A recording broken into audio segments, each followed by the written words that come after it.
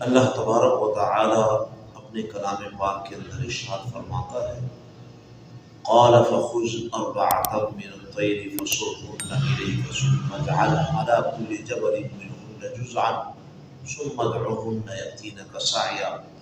کہ اللہ تبارک و تعالی نے ابراہیم علیہ السلام کو 4 پرندوں پالنے کا اور ان کو اپنے ساتھ مانوس کرنے کا حکم دیا، کیونکہ اللہ تبارک و تعالیٰ کی پیارے خلیل حضرت ابراہیم علیہ السلام نے اللہ تعالیٰ سے یہ عرض کیا کہ ہمارے تعالیٰ تو مردہ کو کیسے زندہ کرے گا؟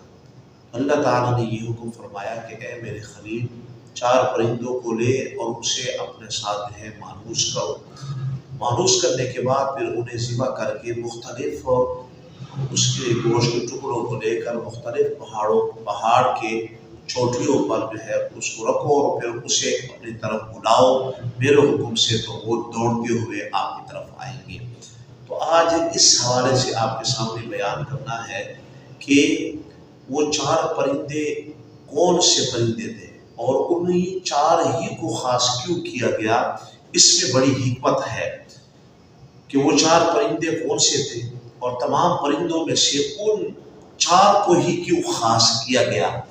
ان میں سے سب سے پہلے مور، دوسرا گدھ، تیسرا جو ہے مرغ اور چوتھا جو ہے وہ ہے کوا۔ یعنی پہلے نمبر پر کیا ہوا؟ مور۔ اس کا انتخاب کیوں کیا گیا کہ اسے جو ہے زیب و زینت کے حوالے سے جو ہے مزین کیا گیا ہے اور اسے زینت کے حوالے سے بڑی جو ہے وہ دلچسپی ہوتی ہے۔ تو اس لیے انسان کو بھی یہ ایک عادت ہے کہ وہ بھی زیب و زینت چاہتا ہے۔ زُیِّنَ لِلنَّاسِ حُبُّ الشَّهَوَاتِ، مزین کر دی گئی ہے، خواہشات کی محبت کو مزین کر کے رکھ دیا گیا ہے۔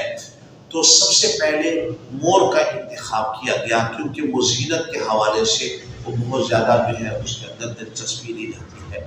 اسی طرح دوسرے نمبر پر گدھ، کیونکہ انسان بھی زیادہ جو ہے کھانے کا شغف رکھتا ہے اور گدھ کے اندر بھی یہ خاصیت پائی جاتی ہے کہ وہ بھی زیادہ کھاتا ہے۔ اسی طرح تیسرے نمبر پر آ جاتا ہے وہ ہے مرغ، کہ انسان بھی جو ہے فرج کے ساتھ اس کی بڑی جو ہے محبت ہوتی ہے اور فرج کے خواہشات کو پورا کرنے کی ہر وقت جو ہے اسے یہ آرزو رہتی ہے کہ فرج کے خواہشات کو پورا کرے۔ تو مرغ کے اندر یہ خاصیت بدرجہ اولا جو ہے وہ پائی جاتی ہے۔ اسی طرح چوتھے نمبر پر جو ہے وہ کوا ہے۔ کوے کو جو ہے وہ مال جمع کرنے اور زیادہ جو ہے مال حاصل کرنے کا حرص ہوتا ہے، اور یہ صفت انسان کے اندر پائی جاتی ہے کہ وہ مال کو جمع بھی کرتا ہے اور حریص بھی ہوتا ہے کہ مال میرے پاس آئے۔ تو یہ ان 4 صفات کی وجہ سے جو ہے اللہ تعالیٰ نے آپ کو یہ حکم دیا کہ ان 4 پرندوں کو آپ اپنے ساتھ مانوس کریں اور پھر انہیں جو ہے وہ ذبح کر کے مختلف پہاڑوں کی چوٹی پر رکھیں، اور پھر آپ بلائیں گے تو وہ دوڑتے ہوئے آپ کی طرف آ جائیں گے۔ تو اب ان 4 کو خاص کرنے کا مقصد کیا تھا؟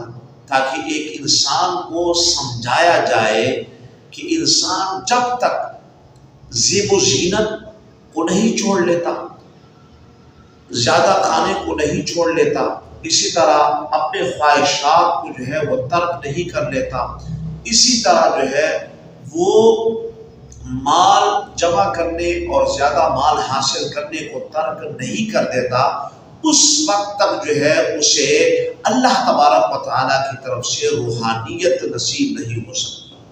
اور روحانیت اور اللہ تعالیٰ کے جلال کا نور تب ہی حاصل ہوگا کہ جب انسان ان 4 صفاتوں کو چھوڑ کر اللہ تعالیٰ کی طرف توجہ دے، تب جو ہے انسان کو یہ ساری عظمتیں اور بلندی اور مرتبے حاصل ہو سکتے ہیں۔